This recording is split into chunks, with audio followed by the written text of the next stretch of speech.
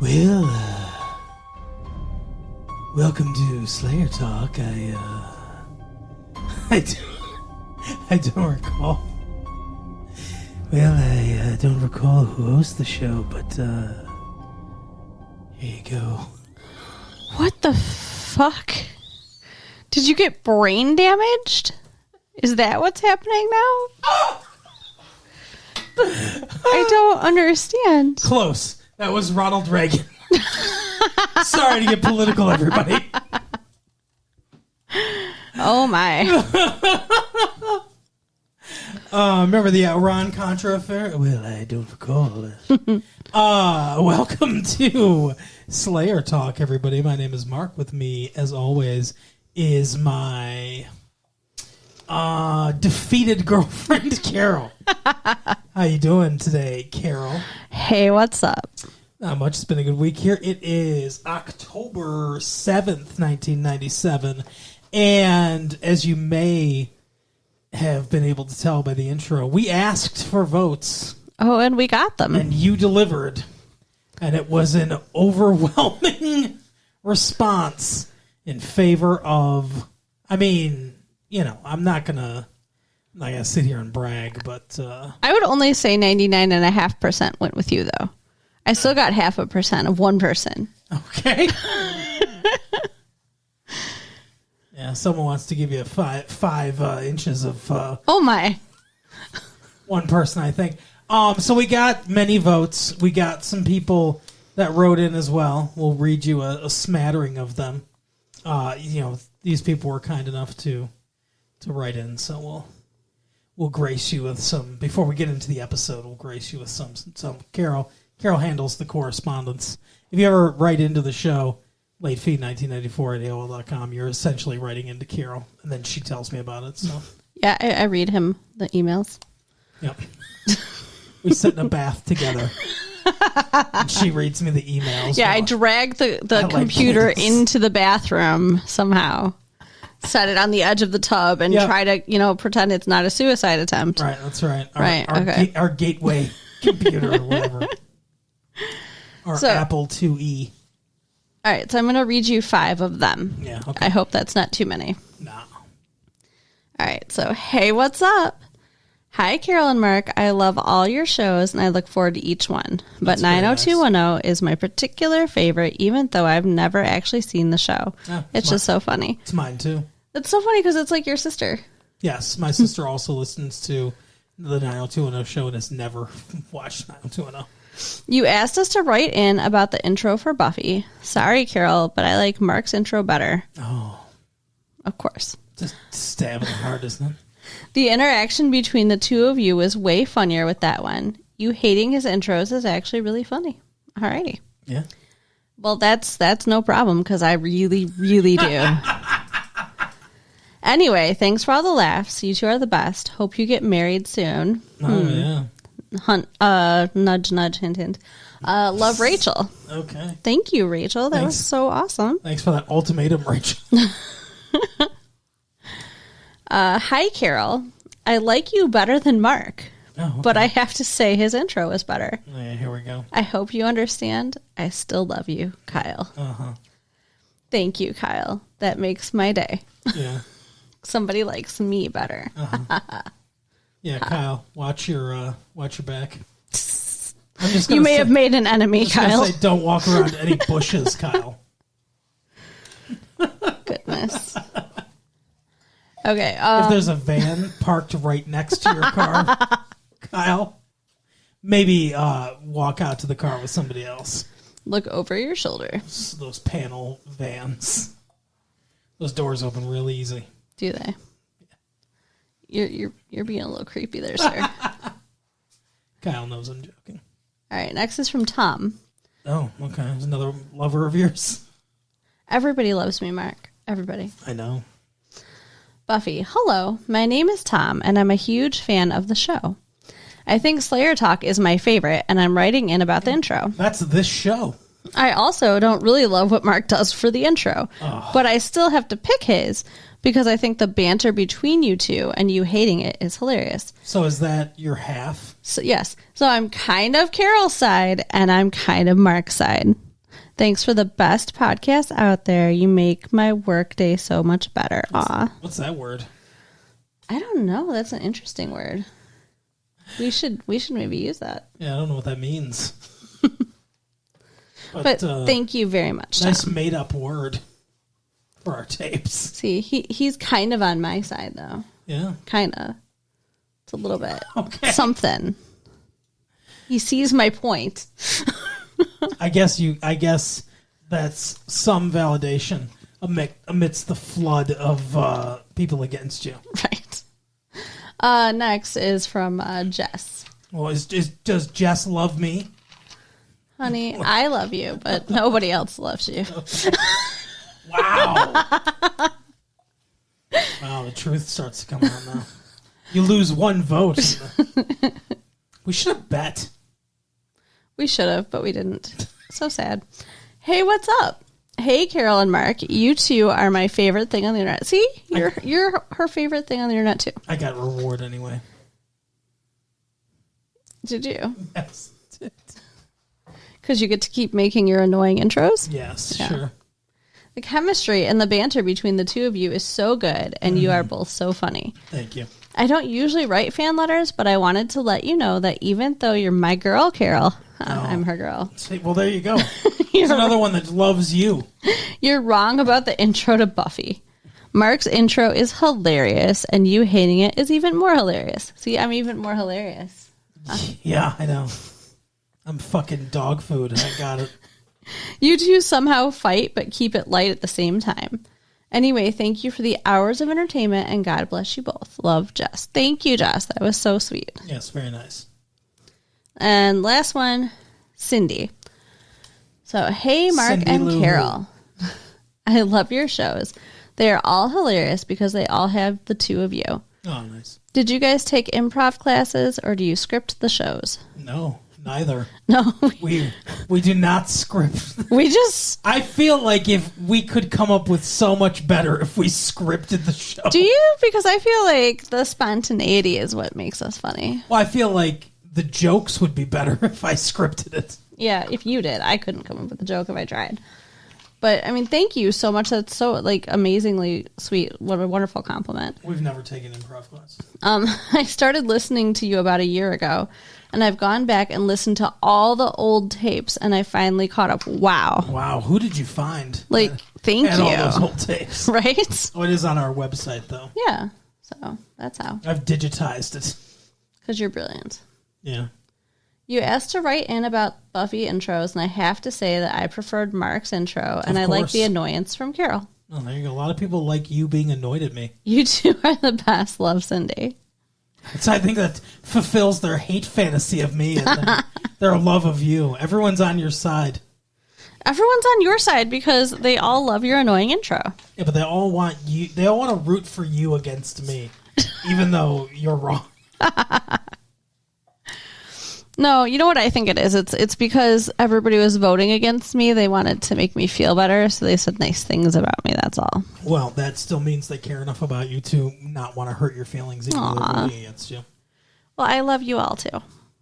Thanks for the votes, guys. Like I said before, latefee1994 at AOL.com.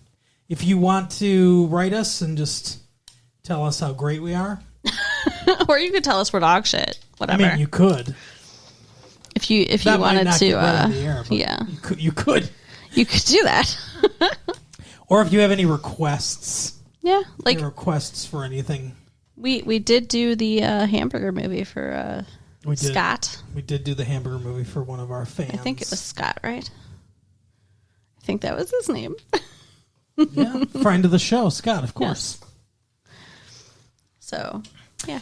But that is the fan mail portion. Portion of the Buffy show. We did actually watch a Buffy episode. Yeah, we did. And I'm trying to think if this one had any vampires in it. I don't think so. No. That so annoys me. It had one person. It had one Inca mummy girl, right, who was a fan of Xander. Yeah. She was a Xan fan. Yeah, Xander got a lot of play this episode. Yes, he Good did. for Xander. Angel was in the episode, so there's Was one he? vampire. I don't remember him. I don't know. Probably. I don't think he was. Okay. I would remember. Giles was in the episode, and my theory is that he's secretly a vampire. Oh, really? Turned good. But he's in the daylight. Jean-Claude, yeah, that's true. Jean-Claude Van Damme was in this episode.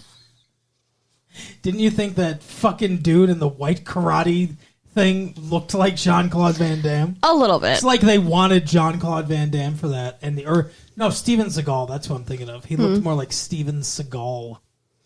See, I don't know who Steven Seagal is. Some asshole from Washington that learned martial arts and changed his name from Stevie Seagal to Steven Seagal.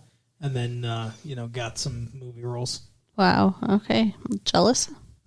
No, I don't like Steven Seagal. Or any of his movies. But you think that this bodyguard looked like him? Yeah. Okay. And Steven Seagal, not like he's popular right now. He do that on Deadly Ground or whatever. Fighting seals in Alaska or something like that. I don't know. I have no idea what you're talking about. It's okay. Baby seals. He's fighting Inuits. He's fighting Inuits? He's just, hey, Alaskan Inuit people, I'm going to come and fight you for no reason. I don't know what the fuck he's in anymore. Anyway. Yeah. This episode was, like Mark said, about a mummy. So it starts out with foreign exchange. And not Buffy's mummy. No.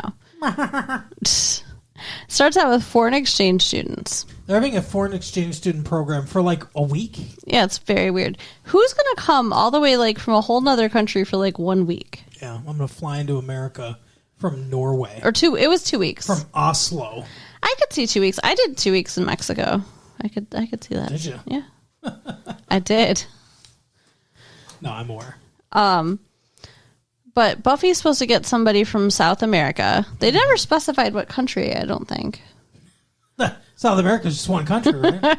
It's one large country. And, like, it was just, like, assumed, I think. I believe it's Peru. Oh, really? Yeah, because that's where the Inca people were. Okay, what language do they speak in Peru? Spanish. Really? Yeah, they speak Spanish in every country in South America with the exception of Brazil, where they speak Portuguese. Yeah, I know they speak Portuguese in Brazil. I didn't know that they spoke Spanish in literally every other country. That's because the Spanish conquistadors took it over. The reason they speak it in Brazil is because of the line of demarcation. The line of demarcation. Yeah, you want a quick little history lesson?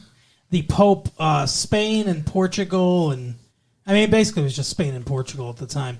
They were fighting over the New World and stuff because they were the big explorers. Who gets what? We want it. No, we want it. And the Pope was like, well, I'm the referee, so I'm going to draw a line here. And he just drew a line arbitrarily on the map that happened to go through South America. And he said everything east of this is Portugal, everything west of this is Spain, and Brazil, because of the way it juts out, that was in the line of demarcation. So Portuguese conquistadors or whatever, they went into Brazil. Interesting. And all the other countries and Mexico were conquered by the Spaniards. Cortez and all that shit, you know. Okay. So Buffy's supposed to get a foreign exchange student from South America. Cordelia gets one from Norway. a Nordic. Okay, Norway. I was going to say a Nordic country, but yeah, Norway. That makes sense. Oslo. He's like a giant, like Sven-looking dude. Like, I think his name is Sven. Really? Yeah, if they went as stereotypical as possible. Wow. Yeah. Oh, my name is Sven. I sound like the Orgeborger, whatever, you know, that chef. Yeah. Swedish chef. From the Muppet Babies? Yeah. Do you think if you mistake a Norwegian for a Swede, they get or vice versa, that they get mad? I don't know. I think there might be an issue with Poland, but I'm not sure about. What? How did Poland get in here? Well, isn't Poland in that same general area? No. Okay, then never Finland, mind. Norway, Sweden, they're all right next to each other, north. Poland's in northern Europe, but Poland's much closer to like Germany and Romania and places like that. One time, are you Polish? Ha ha ha. Yeah. No, I mean, no offense to Polish people for the Polish jokes, but one time I was driving with my friend Mike, and there was a Hamtramck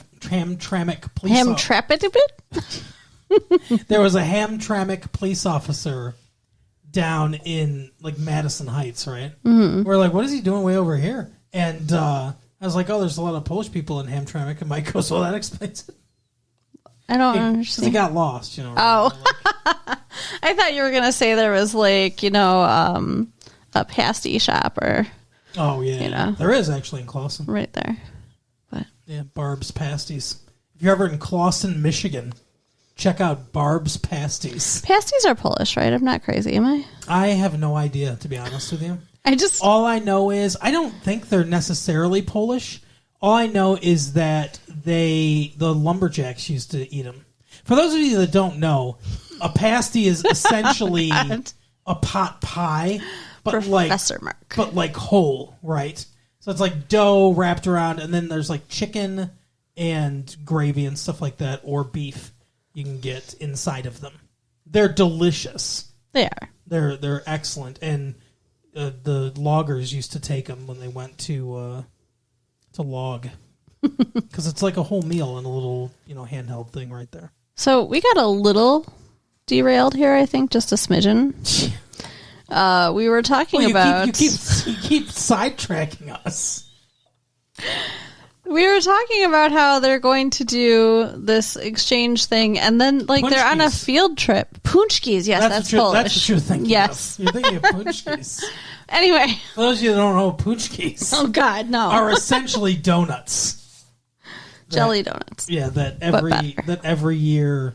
It's all the fat and stuff like that. It's like even more fat and calories. It's like a deep fried jelly donut. Well, because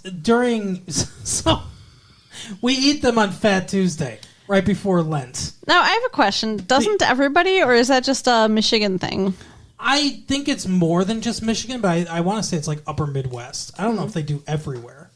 I guess I can't imagine California having Fat Tuesday. Late fee 1994 at AOL.com. If you're in another state, do you know what a punchki is? Do you have Fat Tuesday?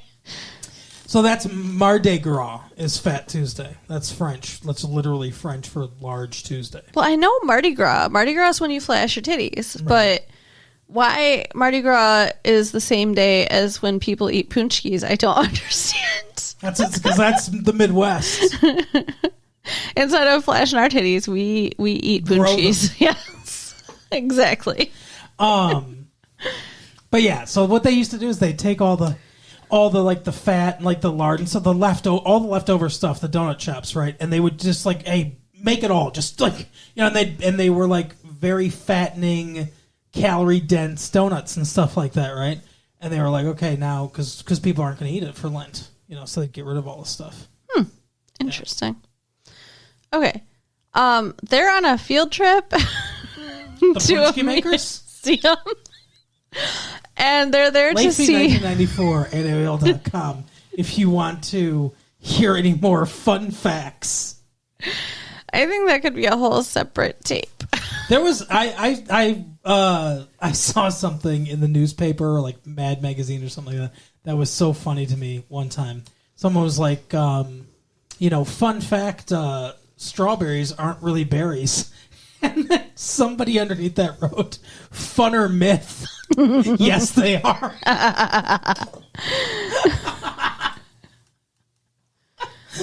Wow. Funner myth. Anyway, go ahead. So there's foreign exchange students. But before the foreign exchange students arrive, they're at a field trip where there's a mummy. This is the second time they've been to a field trip where something's turned evil. Yeah.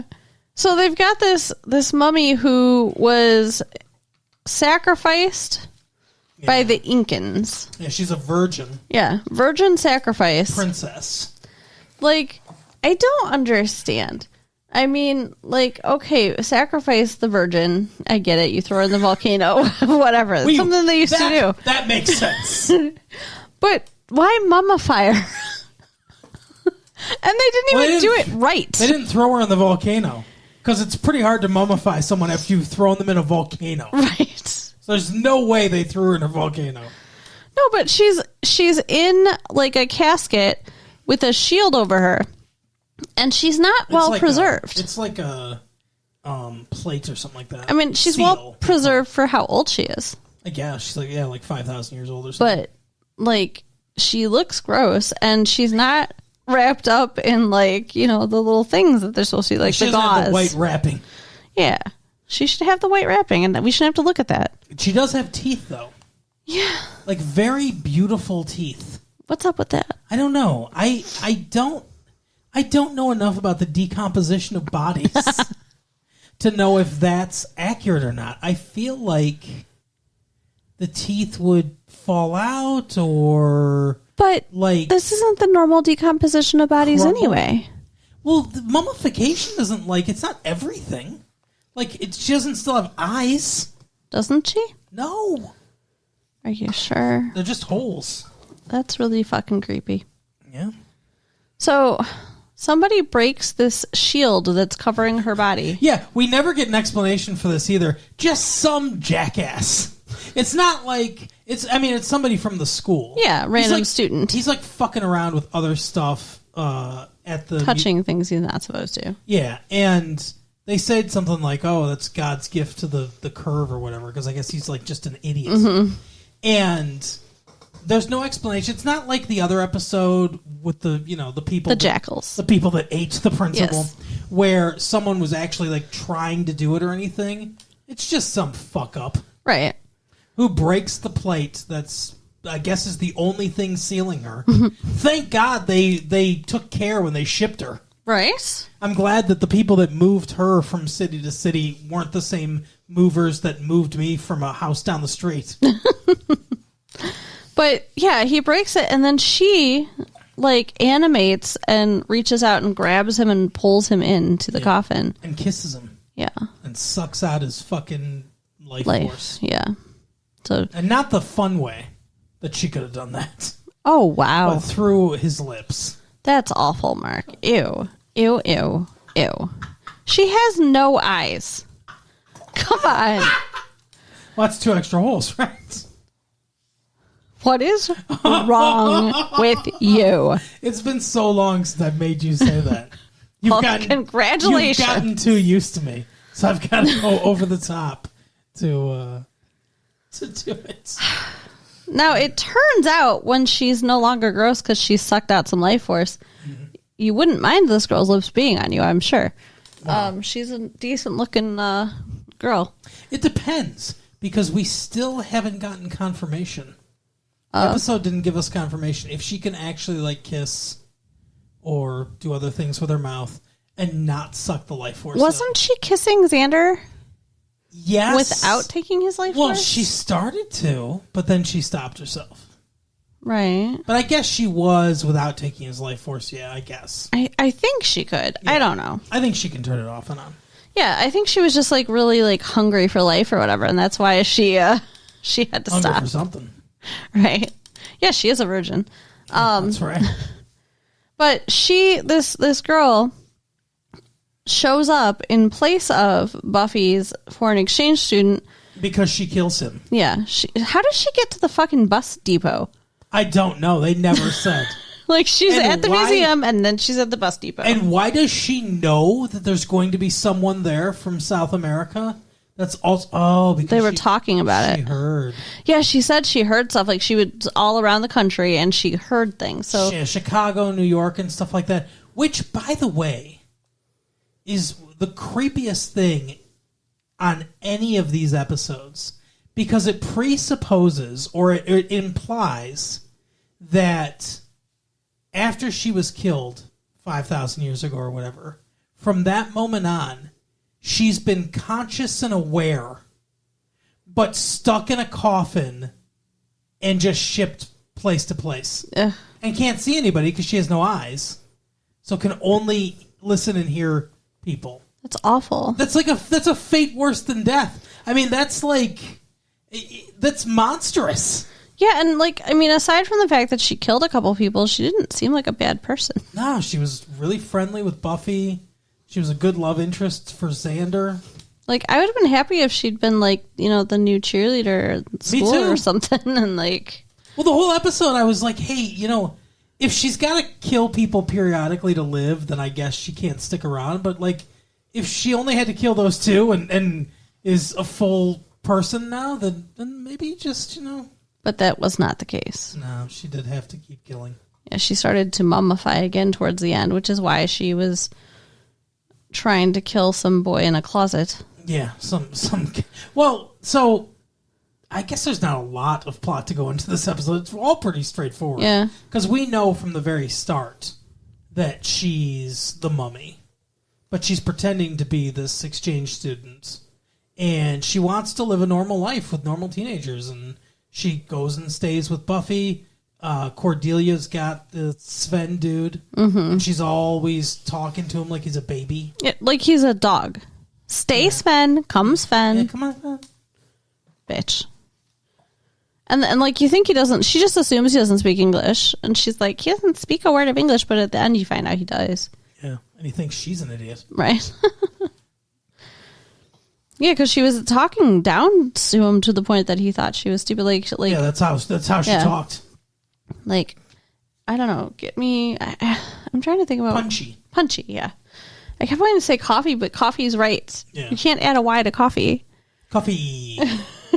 Get me punchy. Anyway. Yeah. Cordelia's a bitch. Yeah. Cordelia's always a bitch. Oh, there's another wrinkle that we have to get to. We'll get to it. Okay. Love is in the air. Yeah, with the Willow.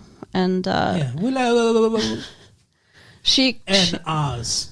And Dr. Evil's son, Scott Evil. Yeah, he thinks she's cute in her little Eskimo outfit, but... He was also in a movie called Airborne. Okay. About a skateboarder who joins a hockey team in Ohio. Wow. Yeah, it's a great movie. Sounds like award-winning material right there. It's a fun movie. Although bad, it is fun. But Seth Deferred Green is in that as well. But we all know him as Scott Evil. Right. Yeah, I remember him from Brag of Shh. Austin Powers. Shh, Scotchy. Shh. Knock, knock. Shh. Anyway, something happens. Oh, that reminds me. Real quick. Just a real... I can't ever speak. Just a real, more quick fun fact, okay? They discovered... Well, they figured out, they tracked down the person who started the knock-knock joke. The person that invented the knock-knock joke. Okay. It's really cool. He was a soldier in World War I, and he invented it as a way to, like, in the trenches and on the battlefield, to figure out if you were talking to a friendly or not. Say, knock, knock, and the person would say, who's there? And if they said, who's there, then you knew that they were one of yours, right? And then it just kind of like continued to develop from there, and they would, tell jokes to each other with the that setup and everything. And he died, a while ago. I think like not too long ago, but he died a little bit ago, right? And they're now presenting him with an award, like a posthumous award for inventing this joke. They're giving him the Nobel. Can I ask you a question? But did you hear me? They're giving him the Nobel. Okay. For his knock-knock jokes. The Nobel. Uh-huh. No doorbell? Knock-knock until the doorbell? Okay.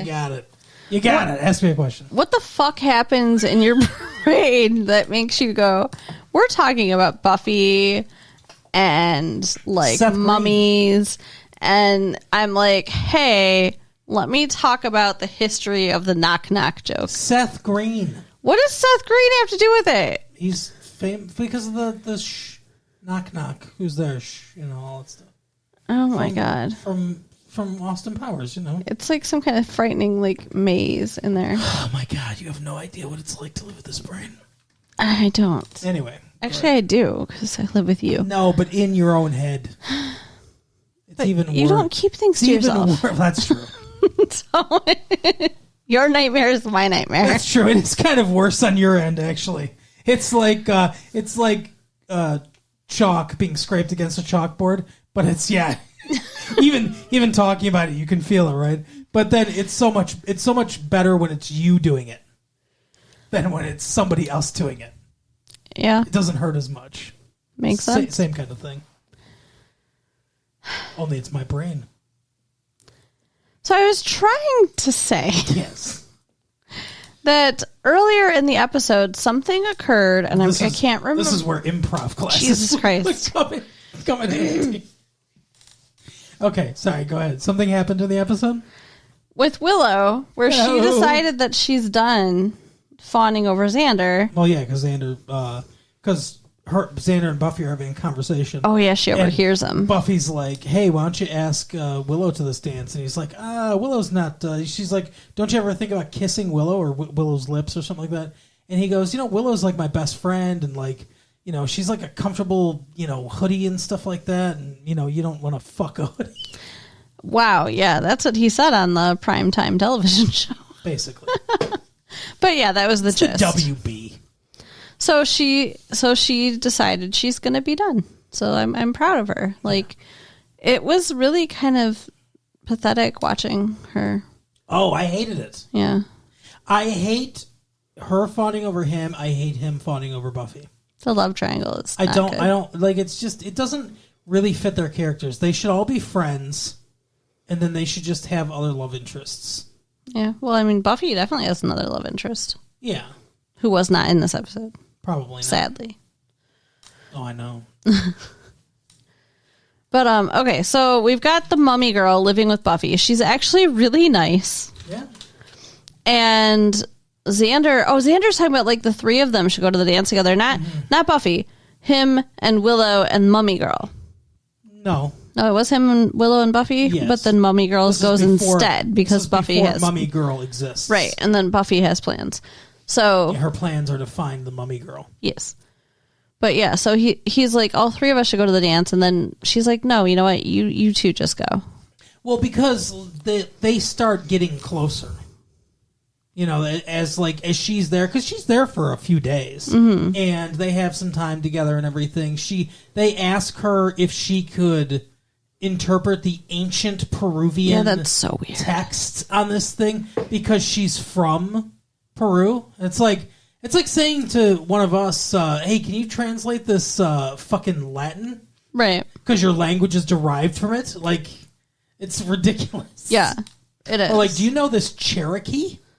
Well, your land is Cherokee land. You should know it, right? But I mean, the funny part is that she probably should know it, but she's not going to help them anyway. Well, yeah, she says that the one thing's a bodyguard, and it's like for the mummy girl, and he's like, oh, it's weird, but it's not that.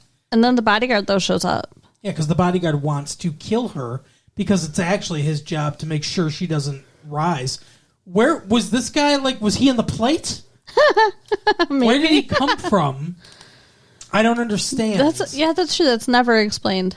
Like, was he also 5,000 years old, or like just every few years they nominate a new person from Peru to follow this person, to follow her around, and it was just Steven Seagal's turn. I don't know. But yeah, he is there trying to protect the world from her, and she easily kills him. Yeah, and she's not evil.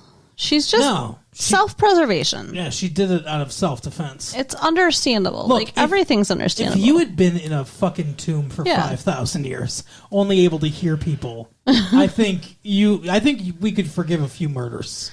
I have all the sympathy in the world for this young lady. Yeah. I mean, that guy that fucking broke the plate anyway. That guy's a fucking idiot. Right. But yeah, so her and Xander are going on a date to the dance, and I wish they would have killed her.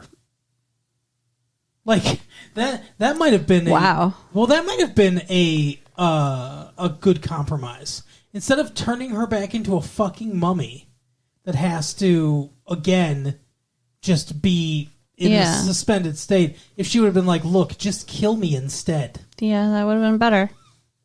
Poor girl. There's a ritual you can do where my soul is freed and I can fucking go to heaven or whatever.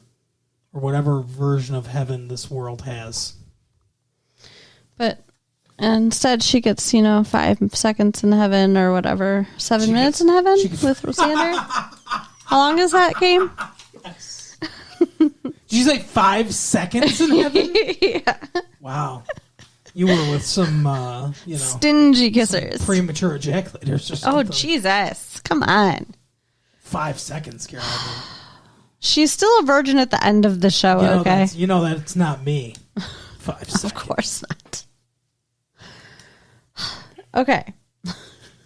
Her and Xander on a date. Yeah. Like, they almost kiss a couple times, and then she's like, I'm not going to kiss you. And she ends up kissing him, and then she starts sucking the life out of him. So she runs off to go suck the life out of somebody else instead. Yeah, and he collapses because she's falling in love with Xander. Yeah, and he's just on the floor with his eyes open. It was kind of scary. Yeah.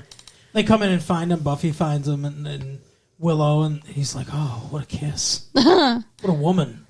It'd be interesting to learn that he lost 10 years of life or something, he's going to die early now. It's all her fault. It's like the Princess Bride, where they take years off of his life. Right? Not to 50! But unfortunately, Xander's love interest yet again is a monster who he cannot be with. There's a funny line at one point where they're walking down the hall, and he's like, hey, you're not a praying mantis, are you? Nice callback to a previous episode. Right. A not as good episode. No.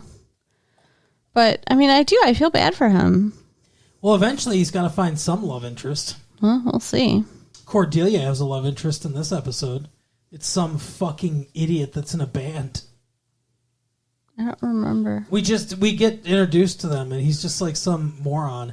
And then he talks to Seth Green, who I guess his character's name is Oz. That's what the credit said. And he called him Oz. Okay. Once. His name was used once. He was like, oh, you got to admit she's hot, Oz. And he's like, yeah, whatever. Whose name is Oz? Good-looking girl. A wizard I know of. Right. Is that your favorite book? What happened here? Yeah. Is it short for something like Ozzy? What's Ozzy short for? Ozzy is not a full name either. Oswald? Yeah. Okay. Oswald. There you go. That's probably what his name is. Thank you. Mystery solved. Lee Harvey Oswald. Glad I could help. Buffy really doesn't have that much to do in this episode either. She living kicks the mummy's ass. Yeah, she's living with the mummy girl. Eventually figures out the mummy girl is the mummy girl because of the contents of her suitcase. Yeah. Which is a body? Well, it's male clothes. Okay. Because it was a guy. Right. And then a body, yes. A male body. So she goes and, saves Xander because that's what Buffy does. Yep. But that's it. There's not much going on with her. It's a lot more going on with Xander and Willow. Willow heavy episode, which is fine. Yeah. I liked it. We haven't, Giles, we haven't seen Giles fucking Miss Calendar or anything yet, so. Do you really think we're going to see him fucking Miss Calendar? Do you really think that's going to happen? Maybe, I don't know. I think we might see them go on a date or kiss or maybe eventually get married. But I don't think we're ever going to see him fuck anybody. No? No. Right. I can't imagine that. Nor do I want to. Well, I'll write that script. Fan fiction. Here we go. I'll write that script and put it on the internet. You put that on our website, www.retrolatefee.com. There you go. Okay. Buffy the Vampire Slayer fan fiction. Latefee1994 at AOL.com if you want to see erotic Buffy the Vampire Slayer fan fiction written by me. No, I wouldn't mind that, but I don't want it to be about Giles and Miss Calendar. Well, any of them. Okay, well we can collab on something there. Anyway, but yeah, that's basically what happens in the episode. And then also why Fat Tuesday exists and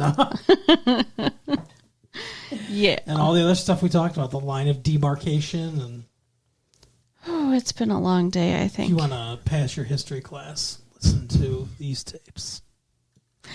So, again, you can write us at latefee1994@AOL.com. Yep.